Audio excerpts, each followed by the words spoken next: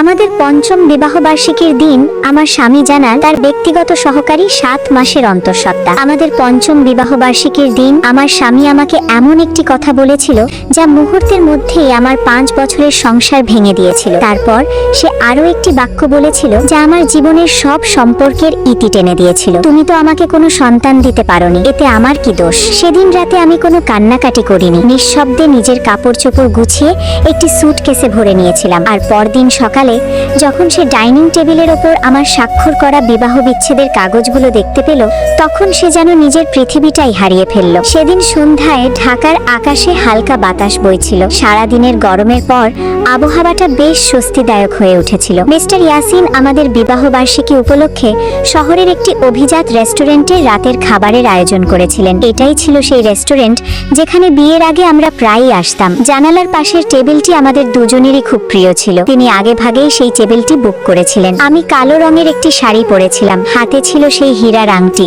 যেটির নকশা আমি নিজেই করেছিলাম। মিস্টার ইয়াসিন পরেছিলেন গাঢ় নীল রঙের একটি দামি স্যুট। এখন তিনি দেশের একটি বড় শিল্প প্রতিষ্ঠানের ব্যবস্থাপনা মণ্ডলী।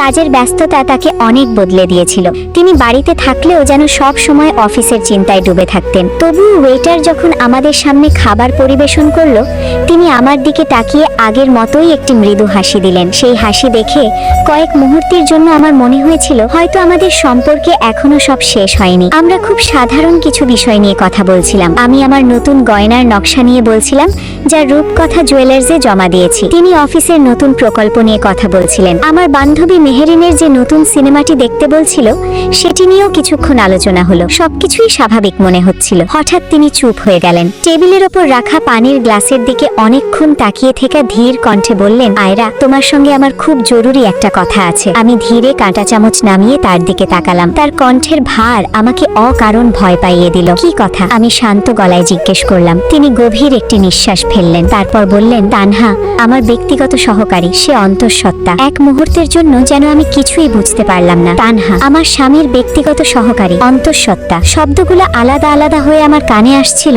কিন্তু আমার মস্তিষ্ক যেন সেগুলোকে সত্যি বলে মেনে নিতে অস্বীকার করছিল। আমি অনেক কষ্টে নিজেকে সামলে প্রশ্ন করলাম, কত মাস? তিনি চোখ নামিয়ে উত্তর দিলেন, 7 মাস। 7 মাস? আমার পুরো শরীর ঠান্ডা হয়ে গেল। এর মানে এটা কোনো একদিনের ভুল ছিল না।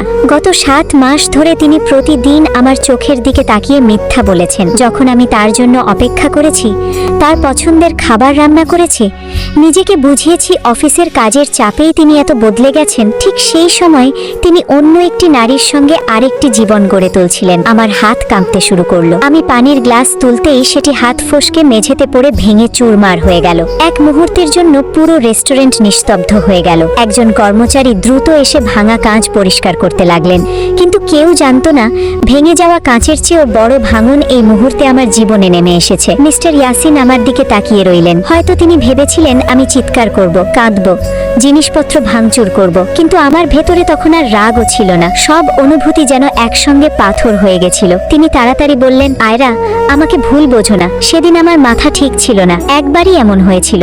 আমি সত্যি অনুতপ্ত। আমি তার দিকে তাকিয়ে শান্ত গলায় বললাম, একবারের ভুল কখনো 7 মাসের গর্ভে পৌঁছায় না। তিনি আরো নিচু গলায় বললেন, গত মাসে তানহা গর্ভপাত করাতে চেয়েছিল। আমিও চেয়েছিলাম বিষয়টা সেখানেই শেষ হয়ে যাক, কিন্তু আর সম্ভব হয়নি। এখনো খুব দুর্বল। তার কথাগুলো শুনে আমার বুকটা মোচড় দিয়ে উঠল। একটি অনাগত শিশুকে তিনি এমনভাবে বলছিলেন যেন সেটা কোনো ঝামেলা। আমি গভীর শ্বাস নিয়ে জিজ্ঞেস করলাম, তুমি আমার কাছে কি চাও? তিনি আমার হাত ধরতে গিয়ে বললেন, শিশুটার জন্মের পর আমরা ওকে নিজেদের সন্তান হিসেবে মানুষ করব। তানহাকে কিছু টাকা দিয়ে অন্য শহরে পাঠিয়ে দেব। তুমিও আর সন্তান না হওয়ার কষ্টে ভুগবে না। আমি তার দিকে স্থির দৃষ্টিতে তাকিয়ে রইলাম। তিনি নিজের বিশ্বাসঘাতকতাকে আমার প্রতি দয়া বলে বোঝাতে চাইছিলেন। আমি ধীরে বললাম, তুমি কি সত্যি মনে করো এটা আমার জন্য উপকার? হঠাৎ তার মুখের অভিব্যক্তি বদলে গেল। বিরক্ত কণ্ঠে তিনি বলে উঠলেন, তুমি তো আমাকে কোনো সন্তান দিতে পারোনি, এতে আমার কি দোষ? সেই মুহূর্তে আমার ভেতরের শেষ আশাটুকুও নিভে গেল। গত 5 বছরের প্রতিটি অপমান, প্রতিটি ব্যর্থ চিকিৎসা, প্রতিটি নীরব কান্না আমার চোখের সামনে ভেসে উঠল। তিনি আবার বললেন, আয়রা, প্লিজ, তানহার এখন 7 মাস। ওকে সন্তানটা জন্ম দিতে দাও। যা শাস্তি দেওয়ার আমাকে দিও, কিন্তু শিশুটার কোনো ক্ষতি করো না। আমি ধীরে মাথা নাড়লাম। তারপর শান্ত গলায় বললাম, ঠিক আছে, ও সন্তান জন্ম দিক। আমার উত্তর শুনে তার মুখে স্বস্তির হাসি ফুটে উঠল।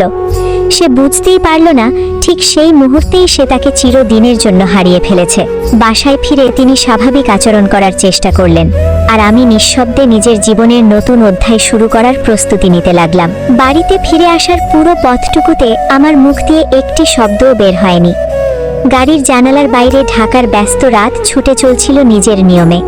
ফুটপাথের দোকানগুলোতে এখনো ভিড়।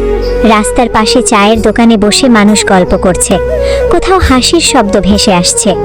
পৃথিবীর সবকিছুই যেন আগের মতোই চলছে, শুধু আমার পৃথিবীটা কয়েক মুহূর্তের মধ্যেই সম্পূর্ণ বদলে গেছে।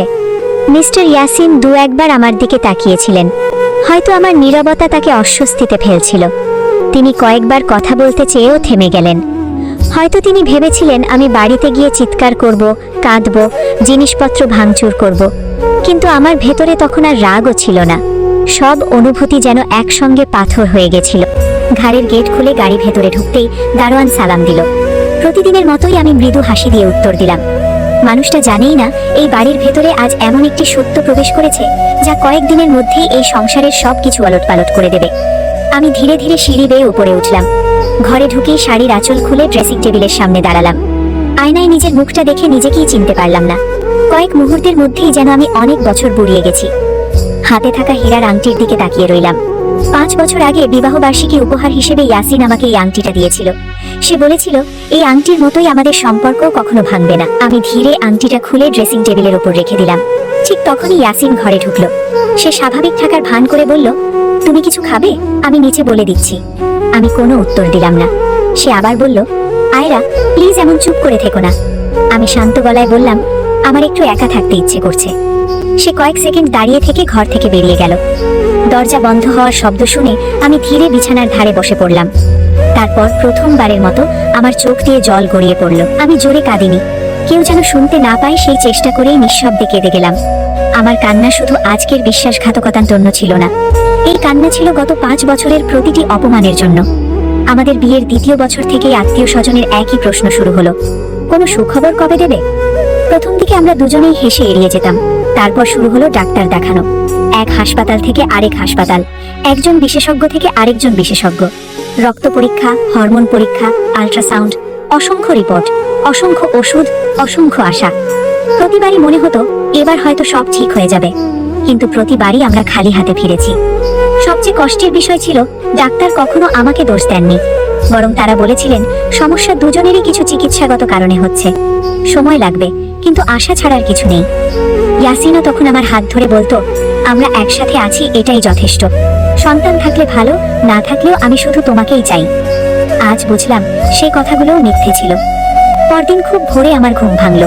ইয়াসিন তখনও ঘুমন্ত। আমি নিঃশব্দে উঠে রান্নাঘরে গেলাম। প্রতিদিনের মতোই তার জন্য নাস্তা তৈরি করলাম, ডিম ভাজি, পরোটা আর দুধ চা। সবকিছু আগের মতোই সাজিয়ে রাখলাম, কারণ আমি চাইনি আমার সিদ্ধান্ত নেওয়ার আগে সে কিছু বুঝতে পারেন। নাস্তার টেবিলে বসে সে কয়েকবার আমার দিকে তাকালো। তুমি আজ অফিসে যাবে? আমি বললাম না। শরীর খারাপ? না। তাহলে? কিছু কাজ আছে। সে আর কিছু জিজ্ঞেস করলো না, খাওয়া শেষ করে অফিসে চলে গেল। গাড়ির শব্দ মিলিয়ে যেতেই আমি নিজের ঘরে ফিরে এলাম। আলমারির দরজা খুললাম, একটি বড় সুটকেস বের করলাম। তারপর ধীরে ধীরে নিজের কাপড়গুলো গুছিয়ে রাখতে শুরু করলাম। প্রতিটি শাড়ির সঙ্গে যেন একটি করে স্মৃতি জড়িয়ে ছিল। লাল বেনারসি, আমাদের বিয়ের দিন; নীল শাড়ি, কক্সবাজারে প্রথম ঘুরতে যাওয়া; সাদা জামদানি, আমার জন্মদিন। সবকিছু গোছাতে গোছাতে মনে হচ্ছিল আমি কাপড় নয়, নিজের অতীত গুছিয়ে রাখছি। ড্রয়ার খুলতেই একটি ছোট অ্যালবাম বেরিয়ে এলো। আমি বসে পড়লাম, ছবিগুলো এক এক করে দেখতে লাগলাম। একটি ছবিতে ইয়াসিন আমার কপালে আলতো করে চুমু খাচ্ছে, আরেকটিতে আমরা বৃষ্টির মধ্যে ভিজছি, আরেকটিতে সে আমার জন্য কেক কাটছে। ছবিগুলোর মানুষটা কি সত্যি এই মানুষ, নাকি আমি 5 বছর ধরে একজন অপরিচিত মানুষের সঙ্গে বসবাস করেছি? আমি দীর্ঘশ্বাস ফেলে অ্যালবামটা বন্ধ করে দিলাম। এরপর ফোন হাতে নিয়ে একজন আইনজীবীর নম্বর খুঁজতে লাগলাম। আমার বিশ্ববিদ্যালয়ের বান্ধবী মেহেরিনের স্বামী একজন আইনজীবী। আমি মেহেরিনকে ফোন করলাম। সে আনন্দিত গলায় বলল, শুভ বিবাহ বার্ষিকী আয়রা, কেমন কাটছে দিনটা? আমি কয়েক সেকেন্ড চুপ করে থেকে বললাম, মেহেরিন আমি ডিভোর্স চাই। ওপাশে সম্পূর্ণ নীরবতা। তারপর উদ্বিগ্ন কণ্ঠে সে বলল, কি হয়েছে? আমি বললাম, সব কথা ফোনে বলা যাবে না, আমি আজই তোমার সঙ্গে দেখা করতে চাই। 1 ঘন্টা পর আমরা ধানমন্ডির একটি নিরিবিলি ক্যাফেতে বসেছিলাম। আমার পুরো কথাটা শুনে মেহেরিনের চোখ ভিজে উঠল। সে ফিসফিস করে বলল, ইয়াসিন এমন করতে পারলো? আমি মৃদু হাসলাম, আমি নিজেও ভাবিনি। মেহেরিন কিছুক্ষণ চুপ থেকে বলল, তুমি কি তাকে আরেকটা সুযোগ দিতে চাও? আমি দৃঢ় গলায় বললাম, যে মানুষ 5 বছর আমার চোখের দিকে তাকিয়ে ভালোবাসার অভিনয় করতে পারে, সে আরেকবারও একই অভিনয় করবে। আমি সেই সুযোগ আর দেব না। মেহেরিন ধীরে মাথা নাড়ল, তারপর ব্যাগ থেকে একটি কার্ড বের করে আমার হাতে দিল। এটা রায়হানের অফিসের ঠিকানা, আজই চলে যাও।